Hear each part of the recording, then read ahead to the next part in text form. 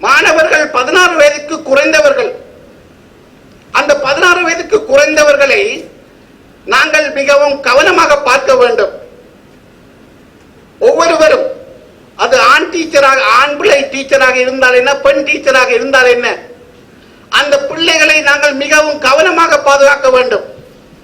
பாதுகாக்க வேண்டிய ஒவ்வொரு கடமையும் அதிபருக்கும் ஆசிரியர்களுக்கும் உண்டு.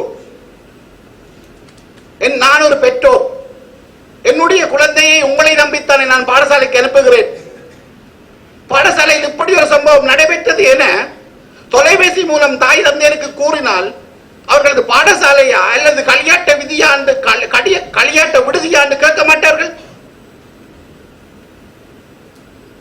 ஏன் இந்த நிலைமை இந்த பாடசாலைகளுக்கு வருகின்றது என கேட்க மாட்டார்கள்.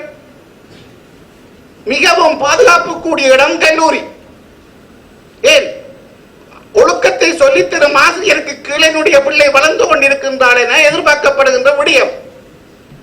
ஆனால் எந்த நிமிடமும் கல்லூரியில் இருந்து எனக்கு ஒரு தொலைபேசி ஒன்று வரும், அதில் உமது மகள் துஷ்பிரயோகத்துக்கு உட்படுத்தப்பட்டு விட்டால் ஒரு பெற்றோருக்கு அறிவிக்கின்ற அந்த தொலைபேசி செய்தி நியாயமான செய்தியா?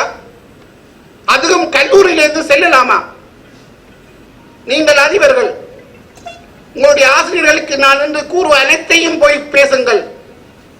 நீங்கள் ஆசிரியர்கள் செய்கின்ற தவறு என்று அதிபர்கள் போய் கூட்டங்களில் கலந்து கொள்ள வேண்டிய துப்பாக்கிய நிலை ஏற்பட்டுள்ளது என கூறுங்கள். ஒவ்வொரு ஆசிரியரையும் கவனமாக கவனியுங்கள். இப்பொழுது கல்லூரியில் இருந்து வந்துவிட்டது உதவி கல்விப்பணிப்பாளர் அலுவலகத்துக்கு தகவல். அவர்கள் என்ன செய்ய வேண்டும்? உடனடியாக அவர்களும் போலீசாருக்கு அறிவித்து போலீசாருடன் பள்ளிக்கூடத்துக்கு செல்ல வேண்டும். சம்பவம் நடைபெற்ற இடத்தை பார்வையிடுவதற்கு. கல்வி பணிப்பாளர் நீர் போய் சொல்லும் என்று சொல்லி ஒதுக்கி இருக்க முடியாது. போலீசாரை அழைத்துக் கொண்டு இந்த வகுப்பறையில் இந்த இடத்தில் எனக்கு துஷ்பிரயோகம் நடைபெற்றது என்ற விளக்கமான விசாரணைக்கு ஒத்துழைக்க வேண்டும். செயலாளர்கள் அவர்கள் குறிக்கப்பட்ட தகவல் சம்பந்தமாக மேற்பார்வை செய்து அடுத்த நடவடிக்கை என்ன நடக்கின்றது என்பதை அவதானித்துக் கொண்டிருக்க வேண்டும். முதலாவது போலீசுக்கு சொல்ல வேண்டியதான் முதலாவது விசாரணை. உங்களை வேலையிலிருந்து நிறுத்துகின்ற விசாரணையோ அது தேவையும் இல்லை. உங்களுக்கு வேலையில வச்சிருந்தாலும் பிரச்சனை இல்லை, வேலையிலிருந்து நிறுத்தினாலும் பிரச்சனை இல்லை. எங்களுக்கு அது இம்பார்ட்டன்டான பிரச்சனை இல்லை. சட்டத்துக்கும் நீதிக்கும் உள்ள ஒரு பிரச்சனை, குற்ற செயல் உரிய இடத்துக்கு அறிவிக்கப்பட்டு விசாரணை செய்யப்பட்டு குற்றம் சாட்டப்பட்ட நபர் போலீசாரினால் கைது செய்யப்பட்டு நீதிமன்ற விசாரணைக்கு உட்படுத்தப்பட்டாரா இல்லையா, இதுதான் எங்களுக்கு முக்கியம். கல்வி திணைக்களத்திலிருந்து மற்ற கல்வி திணைக்களத்துக்கு மாற்றுவதோ அந்த பாடசாலையிலிருந்து மற்ற பாடசாலைக்கு மாற்றுவதால அவருடைய செயற்பாடு மாறாது. தண்டனை மட்டும்தான் சமுதாயத்தை திருத்தும் என்பது எனது நம்பிக்கை. குறுகிய காலத்தில் சமுதாயம் திருந்த வேண்டுமானால் தண்டனைகள் அதிகரிக்கப்பட வேண்டும். தண்டனைகள் கொடுப்பதன் மூலம்தான் குற்றச் செயல்கள் கட்டுப்பாட்டுக்குள் கொண்டு வரப்படும்.